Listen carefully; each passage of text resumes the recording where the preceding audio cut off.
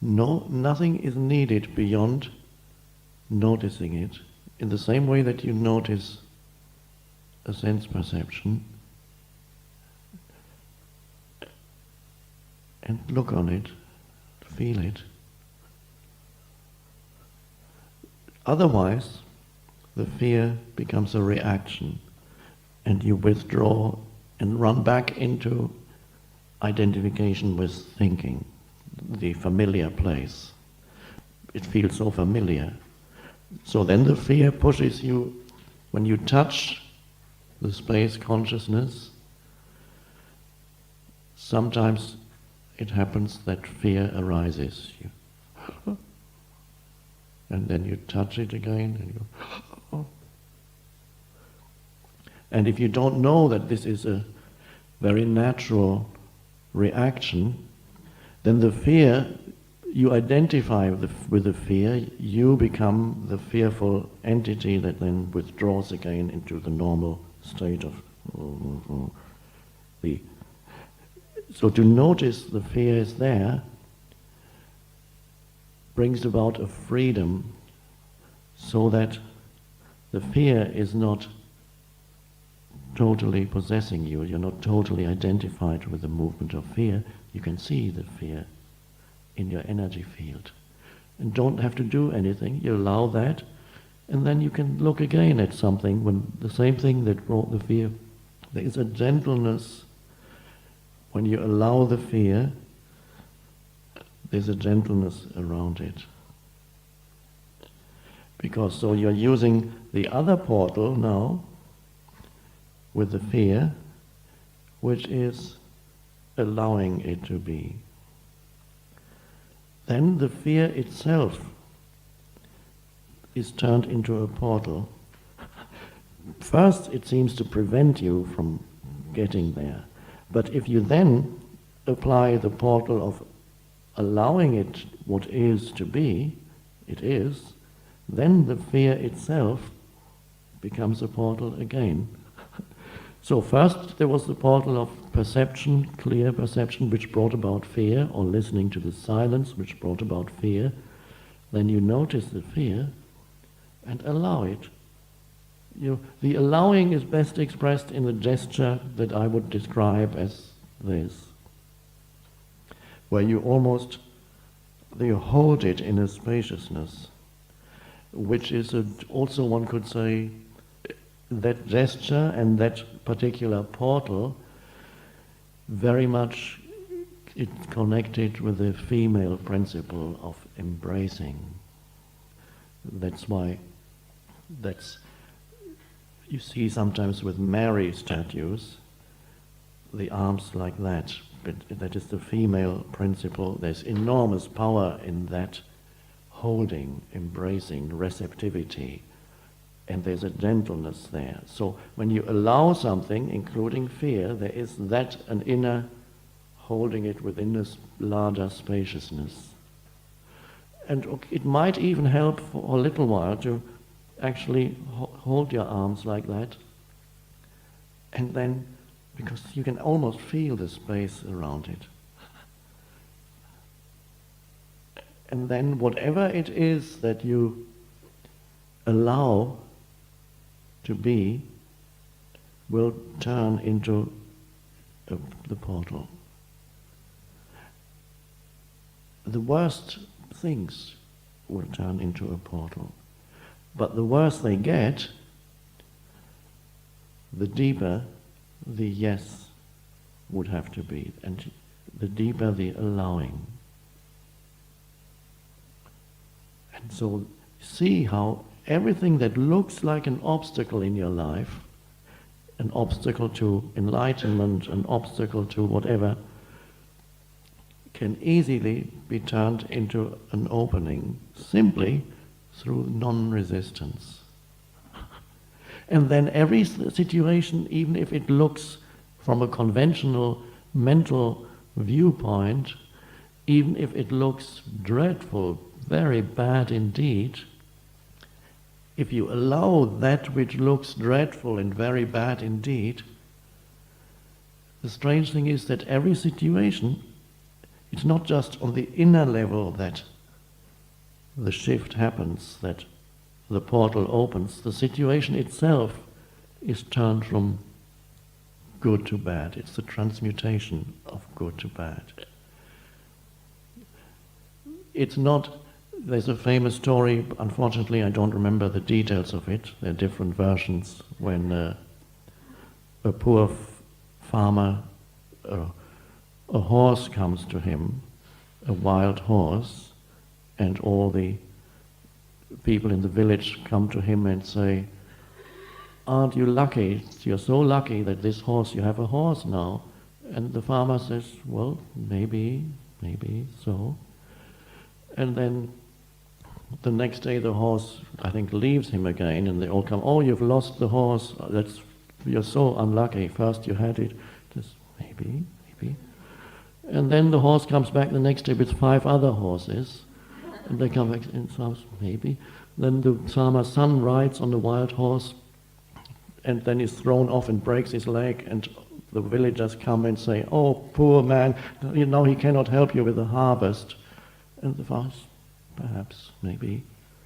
The next day the army comes to seek conscripts for the next war, and the son can't go with them, and they all get killed, of course. So the villagers come and say, "Aren't you lucky you kept your son because he has a broken leg?" Okay, every event, he doesn't resist anything, and every seemingly bad event turns into good again.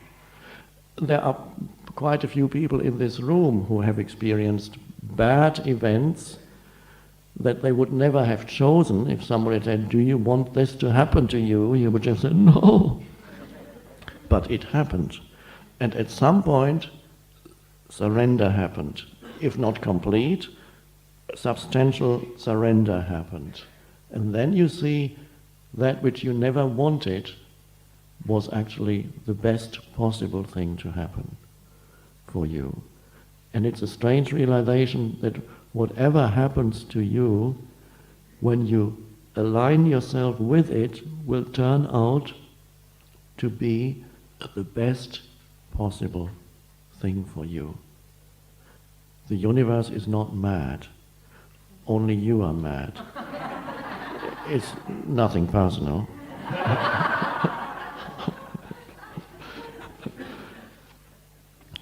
And of course, your madness is part of the universe too.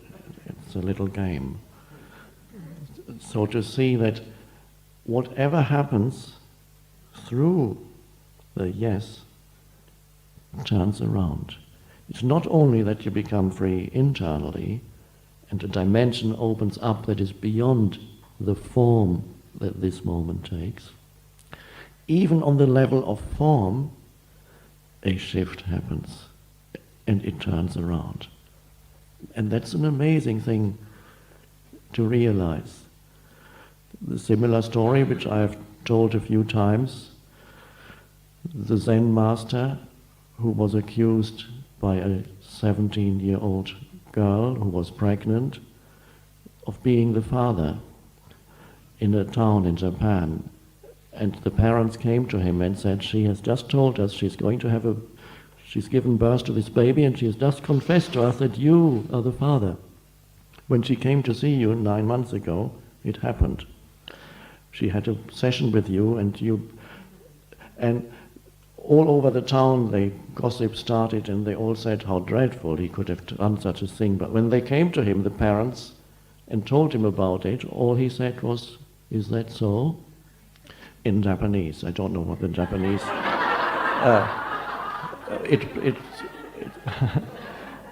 It may be something like, 'Ah, so,' or something like that. So the parents come and say, 'Here, we don't want this baby, it's your baby, you look after it.' First they say, 'You are the father,' and he didn't deny it. He said, 'Oh.' And then they said, 'Here, you have the baby, you look after it, we don't want it.' 'Is that so?' 'Oh, so, okay.' And then they left, and he started looking after the baby, feeding it, buying food. Nobody came to see him anymore because he had lost his reputation. But because he didn't live through a conceptualized sense of self, all that mattered to him was what this moment required. This moment, there was this baby, so he was feeding the baby. Without the conceptualized sense of self, the drama was in all the other people. They talked about it for months and months. The drama was not in him. There was only this moment, and he cared for the baby.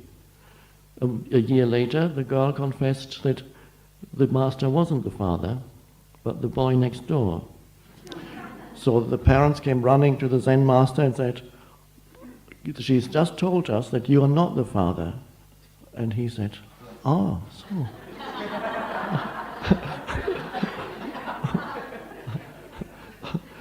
And so we are terribly sorry, we made a mistake. Yes, so. And can we have the baby back now, please? We want the baby now. Is that so? Okay, here it is. That situation, which is potentially a dreadful thing for the Zen master, turned into good, only good. The baby was brought up the first year of his or her life by a Zen master. That's a good start in life. And this is, the story symbolizes the state of it's an extreme version of non-resistance to what is. It wouldn't have to be literally like that. You could say, he could have said, "No, I'm not the father. But if you believe that I'm a father, what can I do?" Could say that also. This is an extreme form of being aligned totally with now, never resisting. And the good that comes out of a seemingly bad event through alignment, inner alignment with it. So it describes the state of not resisting the isness of now. Jesus has an even more extreme example, and again it's a symbol. It's to turning the other cheek means simply complete non-reaction. It's not necessarily, you don't have to take it literally, it's inner non-reaction. Inner non-reaction. Because usually somebody hitting you on the cheek would immediately produce a strong reaction. So he's not giving any prescription for external conduct, it's pointing to an inner state of being aligned, non-reaction. So and all evil turns into good through that. The situation turns around. You have to try it out in your life. But one could say that is only a byproduct of something deeper. The fact that the external situation also turns around is a byproduct of something deeper. At the deepest level, what matters is the inner, the arising of that depth, that spaciousness within yourself, to know that through non-resistance. And then there's the event, and here the allowing, the space that comes when you allow. And so you become free of depending on content of your life. As a byproduct of that, a little irony of the universe, when internally you become free of the content of your life needing to be in a particular way to satisfy you, you become free of that need for your life situation to be in a particular way to satisfy you, which most people have that great need. You become free of that because knowing the depths of space consciousness is the most satisfying of all. That is the only satisfying state. So then the need for content to be in a particular way isn't there. And the irony of the universe is such that when you don't need for the content of your life to be in a particular way, it turns into, the tendency is for content to turn into good. Not without limitations ever, but it becomes harmonious because you're aligned with the totality. So a harmonious flow comes into your life, which often means it also improves the content as a byproduct. Precisely at the point when you don't need it anymore as a desperate inner need. So people have demands. They demand that the world should make them happy. It doesn't. It's not in the nature of the world to make you happy. You can try for a while.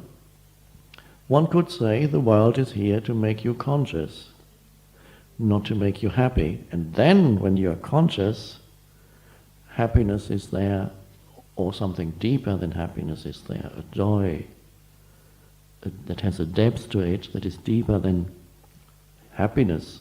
Happy, unhappy, happy, unhappy. Something deeper is there. So, not to see the ultimate non-satisfactory nature of content, when you see that, it gets better because you don't need it anymore. So strange. And many people realize in their own lives when they let go of a demand that this or that should be in a particular way or should happen, the moment you completely let go of this inner should, it happens. So only, Jesus said, only be concerned with the kingdom of heaven, which means kingdom of heaven is a strange description he uses to describe the transformed state of consciousness. He has other descriptions for it, the pearl of great price, and all kinds of parables pointing to it. He's talking of only be concerned with finding the essence of who you are, then everything else comes. And I believe he said, all the things that you thought you needed will be added unto you, because you no longer need them. And of course, those things, they won't stay around forever either. Nothing does. They still have certain limitations, which are the limitations inherent in every form. But it's nice when certain things come for a while. Oh, nice. And then perhaps goes again, something else comes. Forms arise, are born, die. And you are beyond that. So you leave here, change of content, same space, and on the deepest level, it's true to say that you never really go anywhere. And so phenomenal existence with the world of form, the world of phenomena continues in your life, in the space that you are.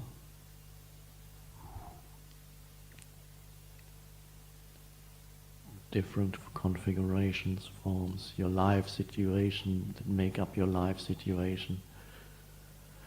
You may have certain problems in your life situation.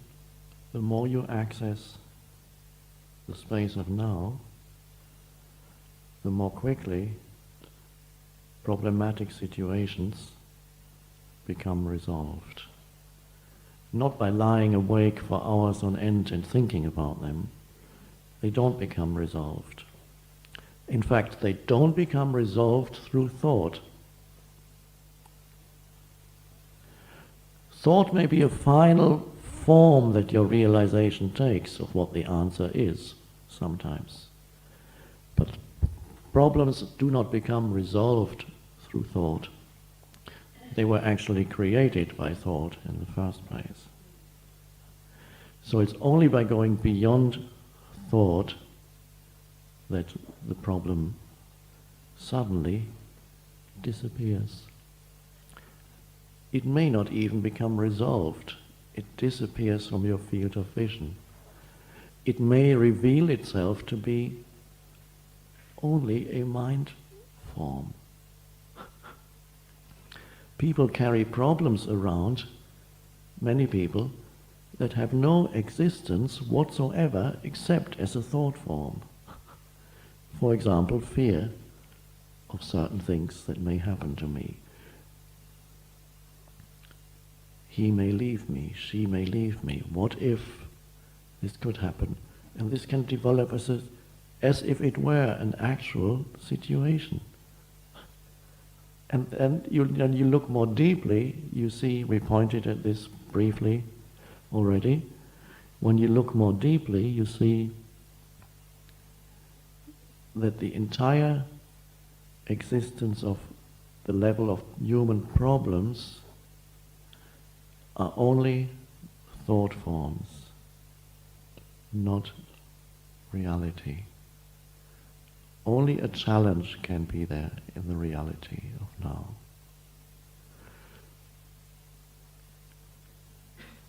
What are the problems in people's lives? Physical, relationship, financial, finding life purpose, profession, work problems, and ultimately all of them thought forms. Relationship problem. Let's talk about our relationship problems. Maybe we can work it out. Yes, up to a limited point, a little bit of talking may be helpful, like pain bodies. But unless presence arises in the relationship, you can't work it out. It's only the arising of space consciousness, of presence in the relationship, that it can deepen and it can go beyond problems and the need for problems.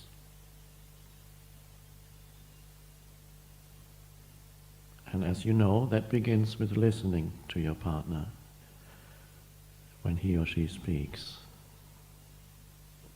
The art of true listening. Listening in the field of aware presence, open. Not exclusively focusing on the content when you listen. The words, because then your vision becomes immediately content-based thought. You listen to the words and then your face goes, what do you mean? What do you mean by that? What do you... And immediately the reactive thought forms come up. No, that's completely untrue. I never said that. Why do you always accuse me of that? Yes, you always do. No, it's not true. I don't always do. There's no listening. There's just two mind forms So not exclusively focusing on the form, because in true listening, you are there as space. You're not there as form. You can only truly listen if you are there as space, the space in which these words appear. And you allow them to appear. It's again, of course, connected with allowing what is to be completely. So you listen to another person, you are the space in which these words happen. And as you listen not in as a reactive entity, but as receptive space. And that is the arising of presence, unconditioned consciousness in the relationship. And the words, if words come, are very different. If finally you do say something, those words are very different from words that arise out of the reactivity of the mind. So to be able to be with each other beyond the movement of thought and not try to solve the so-called problems of the relationship only on the level of thought. The same applies with not just partner relationships, relationships with children. Space. Give the child space. Be there as space, as spacious presence for the child. But if you're totally identified with a thought form which is father, mother, and you're totally identified with a role which is a thought form, a conditioned thought form, then you interact with a child only through the role of mother or father. And how this role identity thinks a father or mother should behave to be a good father or mother. And the way they should behave is to tell them what's best for you, because I'm a good father, I'm responsible for it. Do this, don't do that. No, don't, you must do this. Have you done that? You trying to be good. And you get totally identified in the role, and then the mother or the father becomes excessively only father, the mother is only mother, and for the rest of their lives they can't get out of the role. Then the mother becomes stifling. If you only know yourself as mother without any spaciousness beyond the role, to be a mother without spaciousness is stifling for the child. It's narrow. When the child is 30 and you are 60, you will still be in the role of mother, and you won't even see that the child is an adult, and you'll be calling them up and telling them what's best for them, because you are trapped in the role, and in a thought form, a conditioned thought form. And so, yes, you are also a mother, you are also a father, but that's a tiny aspect, that's the form aspect. And any role that you totally slip into and identify with, which is a conditioned thought form, limits you and limits other people. So whatever role you play in life, you will have to play some roles. That's because on the level of form, we have roles. But to be trapped in a role is to be trapped in thought, in a conditioned thought form. And then you yourself are imprisoned, and the role will further imprison other people, because it will only interact with other people as roles also. Because if you are trapped in the role of mother, for example, you will push the child into the role of child and keep the child imprisoned in the role of child until they are 50 and you die, and you still imprison them in the role of child as you imprison yourself in the role of mother. Not that you cannot honor the form of being a mother, but all your profession. You can become I've seen people at universities so identified with their role of professor, after 30 years, they're totally that, and they speak like a book And I sometimes, you can only watch and sometimes wonder, is there anything beyond the role left there? There's such identification with roles, and a few people are able to play their role, and yet something that is not conditioned remains as the essence, a spaciousness. And then always remains, there is a simplicity that remains, there is a gentleness that remains. You play the role, whatever your profession is, whatever your function in society is, you can honor it, but let it be there in the spaciousness of presence. And then you can be with a child not exclusively as your role, but you can be there in the child's life as spacious presence, and the child comes into that space. And then you don't talk to the child out of that like a mother talks to a child, a mother who knows better, of course, a child who always doesn't quite know what's best. No, from spacious presence, all is equal. And you actually speak to the child, words that come out of that are words that are being spoken to an equal. And you can listen to the child and be amazed how much wisdom can come off the child's mouth if you can only listen. Wisdom that if you were exclusively identified with the role, you wouldn't even hear, because you are convinced that the child doesn't know and you know, because it's the role of mother to know. And so all relationships never confuse the role with the depth of who that being is, and that depth is unconditioned. So the same in business. In many business interactions, people meet as their function, as their role. It's a prison. And it's liberating, and people who are not trapped exclusively in the role tend to be much more successful than people who are totally trapped in their role. Everybody loves them. It's little human interactions. Going to a restaurant, there is a human being playing the role of waiter or waitress. And temporarily, while you're sitting there, you are playing the role of customer. And people slip into these roles the moment they sit at a restaurant table, and the waiter imposes the role on you, and you impose the role of waiter on him or her.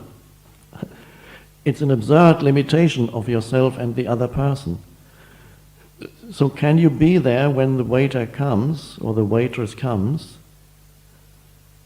a moment of spacious presence as the waiter or waitress comes into your field of vision? And you look, and then you honor the role that you are. You don't have to behave in a weird way. Then you say, I'd like the soup, followed by this and that. And the waiter also, the waiter tends to see you as your function there, as your role, and then traps you in that. If a waiter or waitress can be there for the customer also as spacious presence, that is so liberating. As a byproduct of that, they would get 3 times or 4 times the tips they would otherwise get. That's a little byproduct, because it is so liberating to be in the presence of presence. The space, anybody who comes to you offering space, people may not know why they feel so good. And so it's so important not to get trapped in the thought form of roles. Honor them, but be larger than that, so that the little role is there, but the unconditioned is known. And that is actually where true intelligence operates, not through the little role with the conditioned thinking that goes with that role. So in all human interactions, you are the bringer of space consciousness. It comes naturally with complete yes to what is this moment. You go beyond the form of this moment. This is how we started off today, saying, knowing the difference between form and formless, between the form as which you appear here and the formless reality that you are. The difference between the form as which I appear here and the formless reality that I am. I mentioned yesterday, if I saw myself as a spiritual teacher, would be a delusion. It's a temporary form identity. In other words, not really an identity, but simply a function. And then I walk out, and there's no what teacher? There's a being walking between the trees. There's no teacher left. Why carry that I am a spiritual teacher?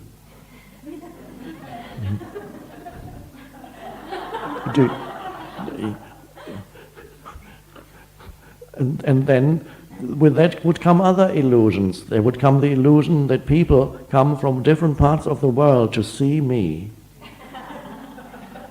And that would be a source for ego. It would be ego fuel on the one hand. The self would feel bigger. They have all come to see me. But on the other hand, there would be hidden fear. I hope I can live up to their expectations of me. I hope, oh my God, all these people have come. I'm not ready. I don't know what to say. So you're drawn between feeling bigger and feeling threatened. And this happens to everybody who is trapped in a form identity. And of course, nobody comes to see me. What for? They come for space, which is themselves. So they come because there happens to be an empty space here.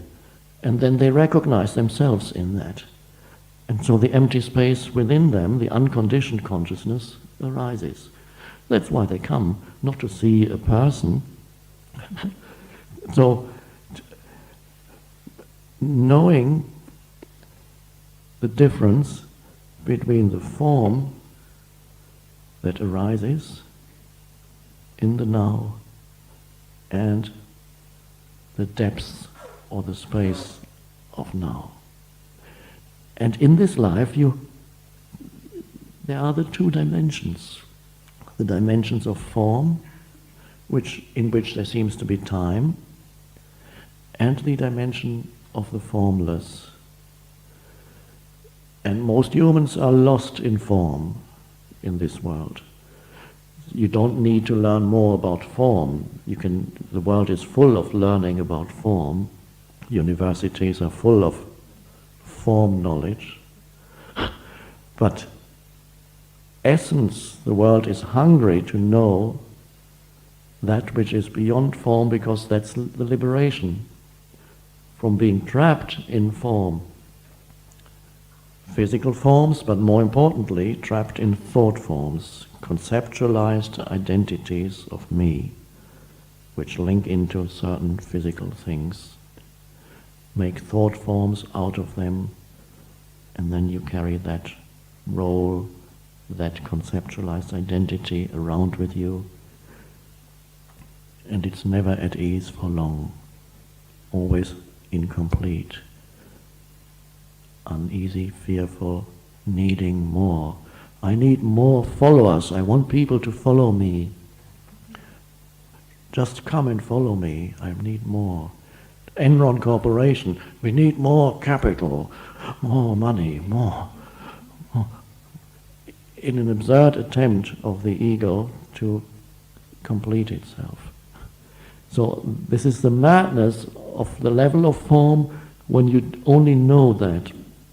When you know that which is beyond form, the world of form is quite okay. Actually, quite nice.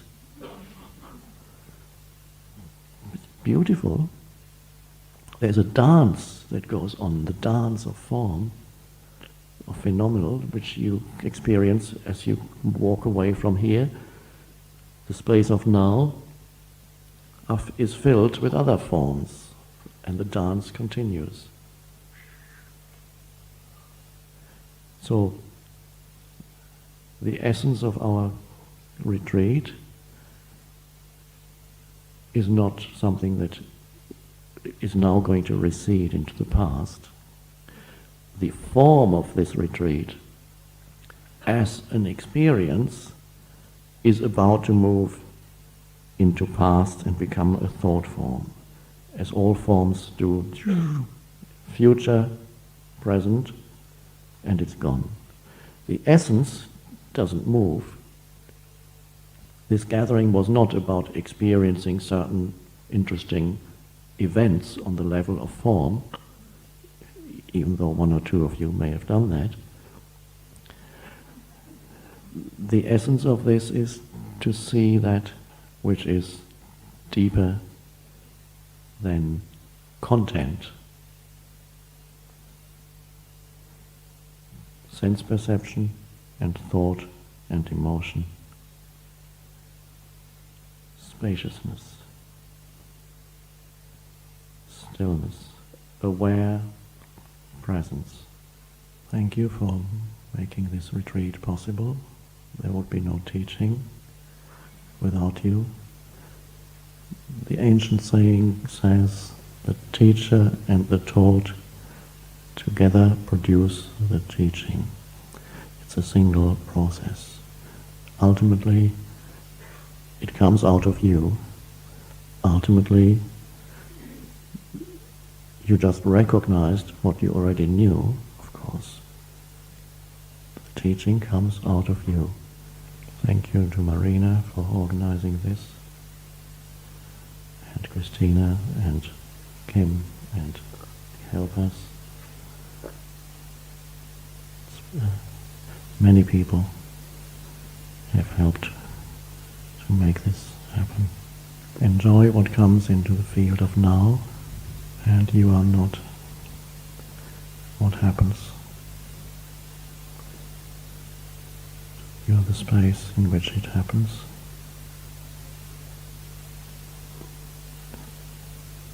As long as you know that,